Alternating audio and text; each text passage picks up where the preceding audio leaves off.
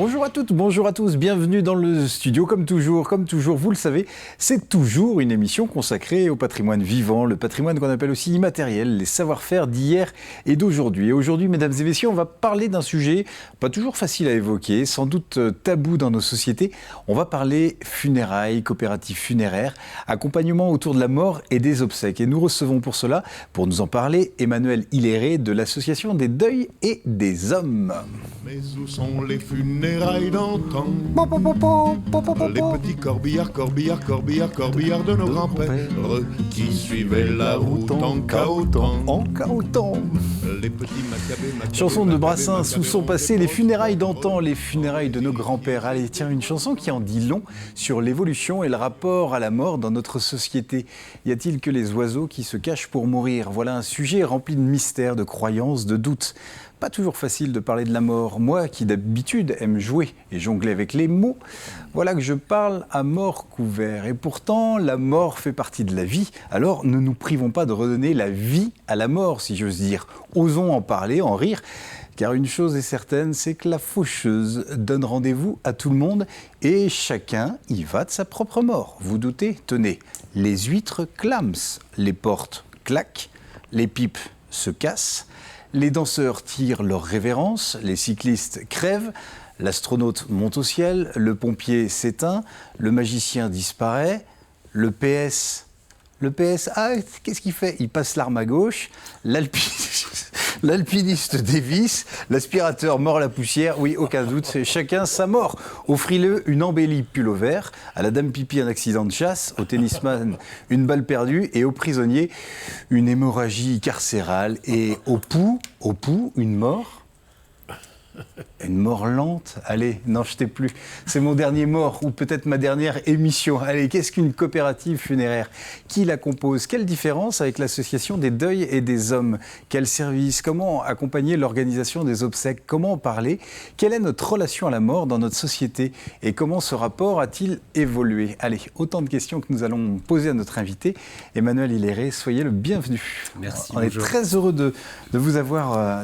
On doit vous dire que ça fait plusieurs fois qu'on rêvait de votre venue, donc c'est chose faite. On est très, très heureux d'aborder ce sujet avec cette association et cette coopérative. Eh bien, merci à vous de nous accueillir. C'est un plaisir. Et avant de démarrer notre discussion, permettez-moi de vous présenter deux gars qui me font mourir de rire, de bonheur et qui me scotchent souvent au fond du trou à chaque émission. J'ai nommé nos deux Jean-Pierre. Bonjour les deux Jean-Pierre. Bonjour. Comment on va? Mais on va bail. Bon. On va bail. Bon, alors, la gastronomie n'est pas facile à joindre avec le thème de la mort. Si, j'avais une idée. T'avais une idée? Alors moi j'en avais une aussi, ouais. J'ai entendu à l'Assemblée nationale, il paraît qu'ils disent mange tes morts. Mange tes morts. Mange tes morts, alors je sais pas, je connais rien là-dedans. Moi je pensais que vous alliez venir avec un plateau de fruits de mort. Ah là là, on a dit qu'on en riait. Et alors donc une recette... Ah non, alors je vais parler de l'œuf en général, puisque l'œuf fait partie de la vie, c'est un des éléments naturels Alors donc je vais parler des œufs en général, des cuissons des œufs, de l'œuf parfait et de recettes à base d'œufs. Voilà, de poule. De l'œuf ou de la poule? Lequel? Voilà. Quelle est l'éternelle interrogation? Vous avez 3 heures. À notre devenir, d'accord. Jean-Pierre Bertrand, la mort. Alors ça, c'est un sujet, j'imagine, vous avez pas mal d'archives et de peut-être aussi qui nous montrent comment ce débat, il évolue dans notre société. Alors, on a pas mal d'archives parce qu'à un moment, j'ai eu à créer une exposition à l'écomusée qui s'intitulait « Du berceau à la tombe ». Alors, sur les grands instants de la vie, le mariage et tout, il y a pléthore. Oui. Mais sur la naissance, le baptême, oui, mais toute cette partie intime, non, les gens n'en parlaient pas, n'osent pas en parler, et les enquêteurs ne parlent pas. Difficile devant une personne que l'on connaît en gros pas, de lui dire « Et la mort, c'est quoi pour vous ?» Donc c'est un sujet tabou, et en fait c'est parce qu'il nous a fallu créer cette exposition que j'ai été contraint d'aller chercher ce type d'informations. Et après, j'ai compris que, en fait, quand on posait la question, ce n'était pas un tabou. Ouais. Les gens se livraient. Ouais. Et c'est un sujet très très riche, dont on va en parler, mais c'est un très beau sujet. C'est un sujet très intéressant. Qui dit long de ce qu'on est, notre société, sans doute. Des deuils et des hommes, c'est le nom de l'association. Alors qu'est-ce qui se cache derrière cette très belle appellation? C'est quoi la philosophie et comment cet assaut elle est né, ses missions, sa vocation? Donc effectivement, l'association, elle est un peu ce que vous avez dit pour nous présenter, hein, c'est-à-dire remettre la mort au milieu de la vie, faire en sorte que ce soit peut-être moins un tabou. Concrètement, on va être amené chacun dans sa vie à 2 à 3 fois à avoir à gérer des obsèques, donc évidemment pas les nôtres. Ouais. Et l'idée, elle est là, elle est vraiment de pouvoir permettre une transparence et une sérénité dans cette négociation commerciale qui est à un moment pas simple, où on est dans l'urgence. Ouais. Donc l'association, elle est exactement là. Elle est pour revenir en amont, dans un moment qui est dépassionné, où on n'est pas dans l'urgence, de pouvoir réfléchir et communiquer à ses proches ce qu'on veut ou ce qu'on ne veut pas en termes de rites liés à sa propre culture, quelle qu'elle soit. Parce que c'est vrai que c'est une période où on est vulnérable et il y a un vrai business derrière. Oui, tout à fait. C'est effectivement un domaine commercial qui a été épinglé déjà plusieurs fois par la Cour des comptes. Clairement, entre autres au niveau des marges et aussi de la transparence vis-à-vis du consommateur. Donc l'idée de l'association, elle est vraiment là, c'est de venir amener de l'information sur tout ce qui est du champ des possibles, et puis vraiment dépassionner les débats et pouvoir en rediscuter de manière plus simple au sein de sa famille, mais aussi pourquoi pas dans des lieux publics, autour d'un film ou lors d'une balade de cimetière. Ça veut dire que vous avez des rendez-vous qui sont ouverts à toute la population ? Tout à fait, donc ce qu'on appelle nous des cafés mortels, donc c'est pas nous qui avons trouvé le mot, hein, c'est Bernard Crétaz il y a déjà 2 décennies maintenant, qui est un sociologue suisse.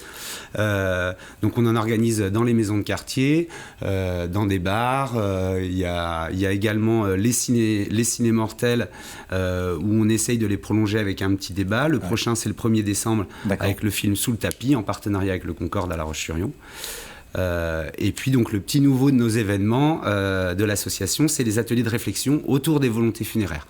Donc là, ça peut être sur le lieu de travail, ça peut être chez des gens, dans un bar. On en organise beaucoup avec l'espace entourage.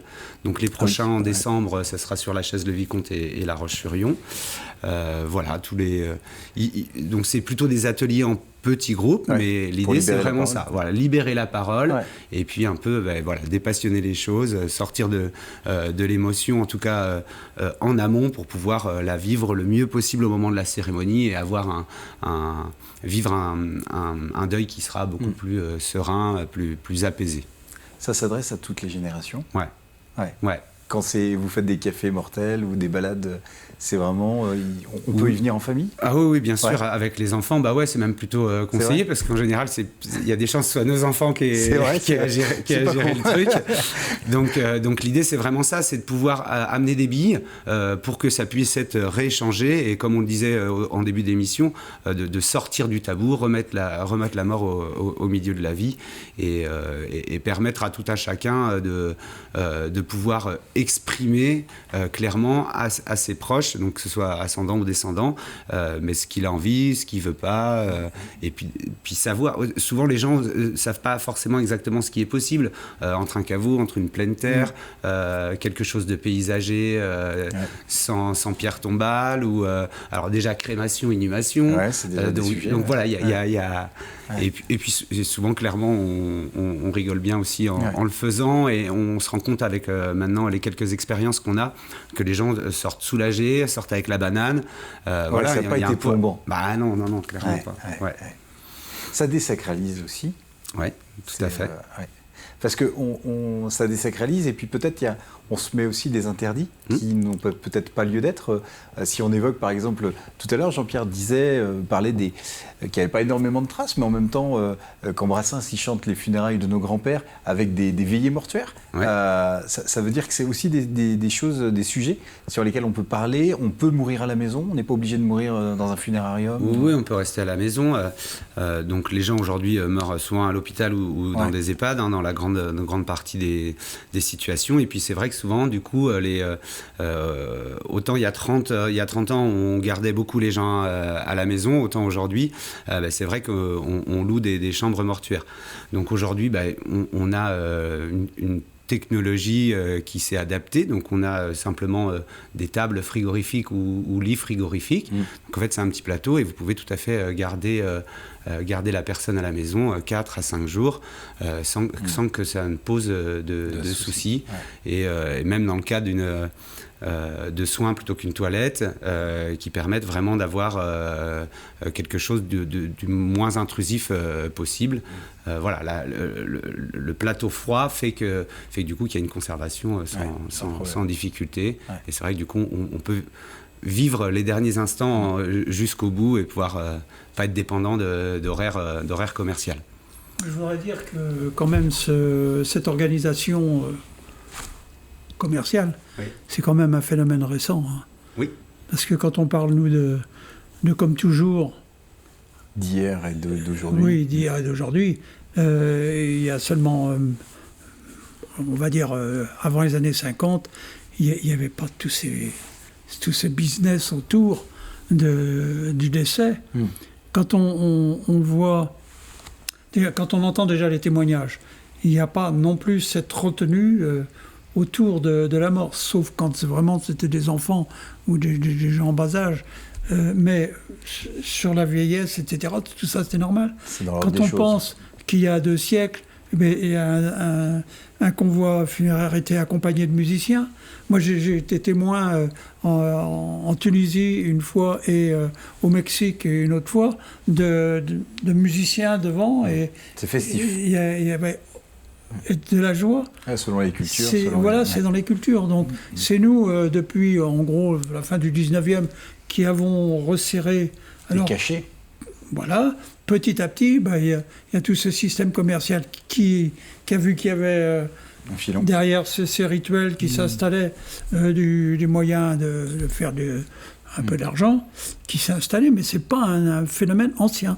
Ces organisations. Il y a même 50 ans, c'était encore des entreprises familiales dans les petits bleds qui géraient tout ça. Aujourd'hui, c'est 3 gros groupes qui ont le monopole sur le territoire français. Alors, il faut savoir qu'au Québec, les coopératives ont déjà un petit peu plus d'historique et qu'elles ont quand même réussi à grappiller pas mal de parts de marché. Mais ça a mis du temps.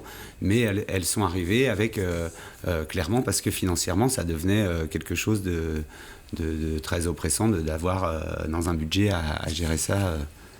Donc c'est comme ça que sont nées les coopératives là-bas. Aujourd'hui en France, on est à peu près une dizaine, puisqu'à La Roche-sur-Yon, on est dans les 10 premières coopératives de France. Il y a du coup aussi l'argument écologique qui est arrivé, en plus de la gouvernance partagée. Mais sur l'argument écologique, effectivement, dans les choix financiers, en fonction du vernis, des capitons, des choix qu'on va faire, automatiquement, le financier va de pair avec l'écologique. Alors, on y reviendra sur justement cette coopérative funéraire, aussi voir est-ce qu'aujourd'hui, donc elle existe à La Roche, est-ce que c'est facile, est-ce qu'on lui fait une place aussi facilement? Ce sera aussi des questions qu'on va voir dans un instant, mais souvent, encore dans les villages, on voit qu'après la sépulture, on se fait un petit banquet, on loue la salle polyvalente pour un petit verre de l'amitié. Avant, je pensais qu'il allait venir avec un pot de mojette, parce que tout le temps de la veille du mort, il y avait sur le coin le pot de mojette pour tous ceux qui arrivaient, qui pouvaient manger une boucheille. Et on n'oublie pas qu'on veillait la mort toute la nuit. Qu'on ne fermait pas comme aujourd'hui de 14 à 16 heures, ouvert au public. Mon pauvre Jean-Pierre Touspère, regardez, il est venu sans mojette. Mais bon, on va faire quand même un banquet des morts, c'est avec Jean-Pierre Pouvreau et on passe à table. Ce que tu dis, Jean-Pierre, c'était à l'époque où il y avait encore des croque-morts. Oui. Alors, apparemment, il venait croquer, c'est vrai, il venait croquer l'orteil du mort pour voir s'il était bien mort. Et apparemment, c'était pas efficace qu'il y ait des gens qui se sont réveillés dans les cercueils. Et donc, ils ont changé l'appellation. Ils ont appelé ça, après, c'était les pompes funèbres. Alors, c'est pour ça que ça a évolué en permanence dans la technologie. Méfiez-vous des histoires, mais surtout méfiez-vous des compteurs. Voilà, alors tout ça pour parler de l'œuf. Et de la poule. Et de la poule. Et alors, bon, l'œuf, il faut prendre, si vous voulez cuisiner les œufs, il faut prendre des œufs bio, principalement, des œufs naturels, c'est ce qu'il y a de meilleur. Hein, alors, pour un petit récapitulatif, l'œuf dur, c'est 9 minutes à partir d'eau bouillante. On met toujours les œufs dans de l'eau bouillante. Moi, j'assale un petit peu avec du vinaigre. C'est 9 minutes, l'œuf mollet, 5 minutes, et après, vous coupez le feu.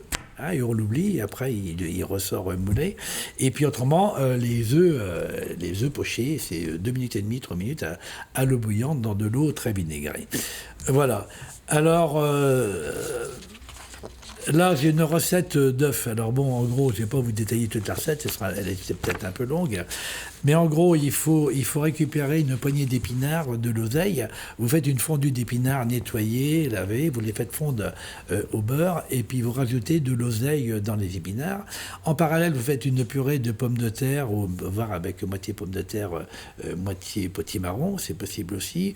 Bon, tout est permis. Et alors, donc, vous faites un rond de purée, vous mettez donc l'oseille et puis ça y est, je suis perdu. Les épinards. Et les épinards, voilà.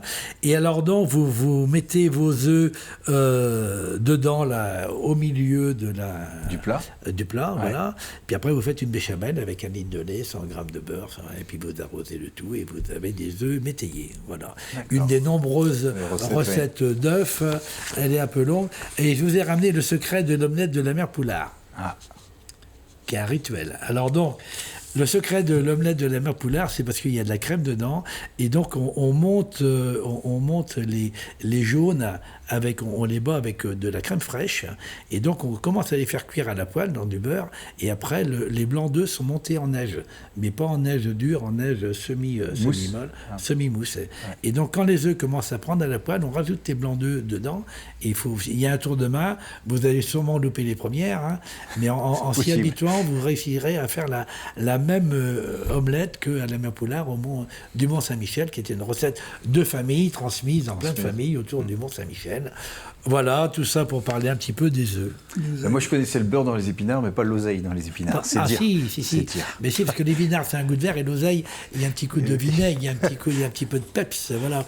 Et avec la purée de pommes de terre, vous mettez dessus des œufs mollets, des œufs pochés, peu importe. Puis après, c'est un plat extraordinaire. Merci bien, Jean-Pierre. Non, c'est simple. Emmanuel, je reviens vers vous. C'est quoi les avantages d'une coopérative funéraire ? Forcément moins cher ? Non, pas forcément. Pas forcément, parce que c'est beaucoup les choix de la famille qui vont dicter le montant. Mais en tout cas, on se donne quand même toutes les chances que ce soit moins cher, parce que donc la coopérative, avant tout, c'est peut-être ce qu'il faut rappeler, c'est que c'est une gouvernance partagée. Donc c'est-à-dire qu'on a 3 grandes familles, donc qui ont le même volume de pouvoir, le même poids exactement. Donc on a les salariés qui représentent un collège, les familles, les bénéficiaires qui représentent un autre collège, et puis tout ce qui va être partenaires et fournisseurs. Donc les partenaires financiers, il y a des gens qui ont mis des billes dans la coopérative, voilà.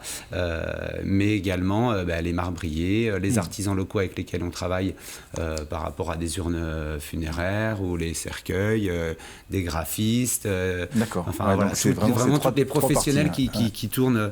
Je pense à Cyril, un des membres de la coopérative, qui lui retape des plaques funéraires, qui leur redonne une seconde vie. Donc voilà, ça fait partie des singularités des propositions de la coopérative et qui font partie de la gouvernance. Donc on se remet autour de la table.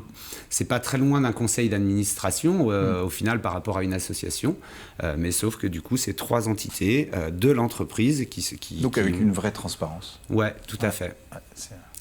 Donc voilà pour ce qui... Alors, et puis après, effectivement, tous ces gens-là partagent certaines valeurs, entre autres par rapport à l'écologie. Donc l'idée, c'est de pouvoir proposer autre chose que le cercueil absolument verni, le capiton à l'intérieur en coton non bio et souvent qui arrive de Chine, alors que souvent il peut y avoir un drap de famille auquel on est attaché, ou aussi, voilà, de personnaliser, hein, c'est vraiment ça qui est important, c'est de faire une place à la personnalisation matérielle et immatérielle ensuite lors des cérémonies, comme je le disais tout à l'heure, pour tout simplement mieux vivre le deuil, et du coup oui, il y a des petits leviers financiers de ce côté-là. Et la loi, elle vous accompagne là-dedans? Parce que, par exemple, quand on dit il n'y a pas d'obligation, on peut avoir un drap. On n'est pas obligé d'avoir du coton. On peut, oui, bien sûr. Parce qu'on se fait parfois des idées. On se dit, on n'a pas le droit.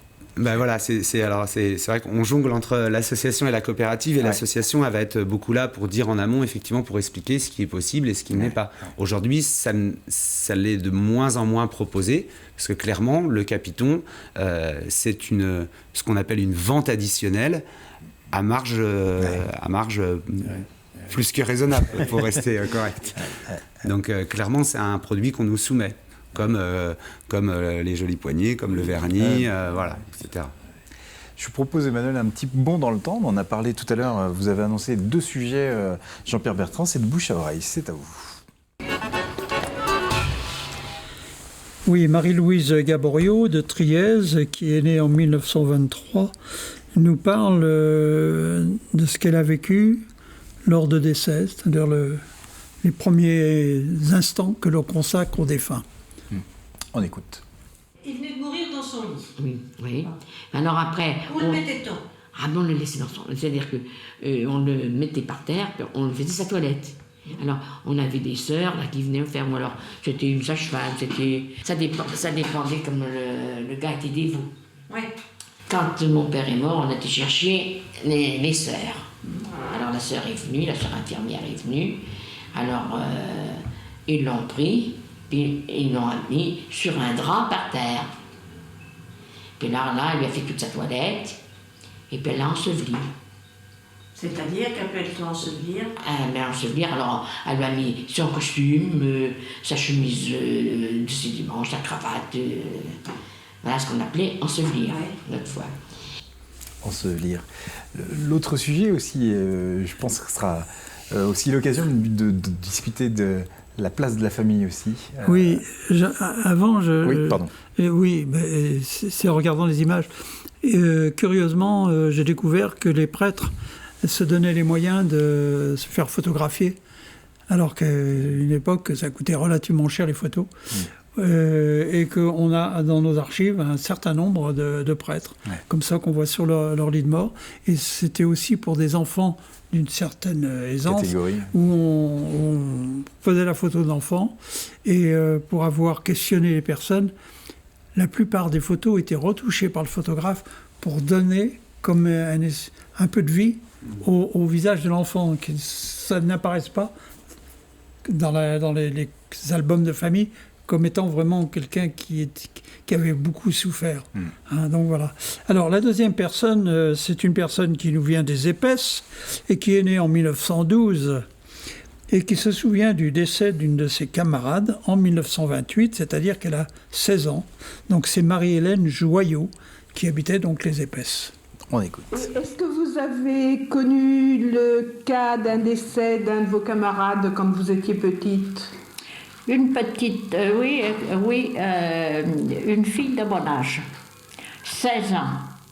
Il en partait beaucoup de la tuberculose à cette époque. Et puis, alors là, je me souviens de ce jour, les petites filles qui nous avaient mis en blanc pour l'escorter un peu. Puis moi, on était toutes les deux de notre âge, quand j'y pense. Les petites filles se mettaient en blanc? En blanc. Quand c'était une petite fille ou une jeune fille, oui. Elle se mettait en blanc. Merci beaucoup, Jean-Pierre. Une réaction peut-être, Emmanuel? Ça paraît fou de se dire on associe les enfants, et pourtant c'est bien aussi la démarche de l'association. Oui, je pense que j'ai envie de dire que les enfants vont être prochaine victime entre guillemets, c'est-à-dire que effectivement, comme on le disait, on a mis un peu au banc la mort au banc de la société, on l'éloigne. Donc comment est-ce qu'effectivement on prépare nos enfants, les générations qui viennent justement à vivre ça un peu sereinement, c'est une bonne question. Donc effectivement de pouvoir, on a pu voir dans les cafés mortels qu'on a pu organiser, il y a beaucoup de familles, il y a plusieurs familles qui sont venues en tout cas avec les enfants et ils en parlent plus naturellement que nous, et je crois qu'au contraire ils sont plutôt contents et soulagés eux aussi de pouvoir d'avoir pu aborder le sujet en toute sérénité, dans un moment un peu convivial, un peu sympa, plutôt qu'effectivement vivre les choses dans une salle sans lumière, un peu froide, avec un corps immobile devant nous, quoi. Et on avait obligation, quand j'étais gamin, d'aller embrasser mon grand-père, ma grand-mère, quand ils étaient morts. Et on allait, c'était une obligation. Et ce qui était drôle... Va biser Pépé. Oui, va biser Pépé. Et c'était froid, c'était... Ça laisse des souvenirs. Ça laisse des souvenirs, hein. On découvre la mort comme ça ce jour-là. Enfin, voilà. On donne peut-être le rendez-vous, le prochain rendez-vous, donc 2 décembre ou 1er décembre Tout à fait.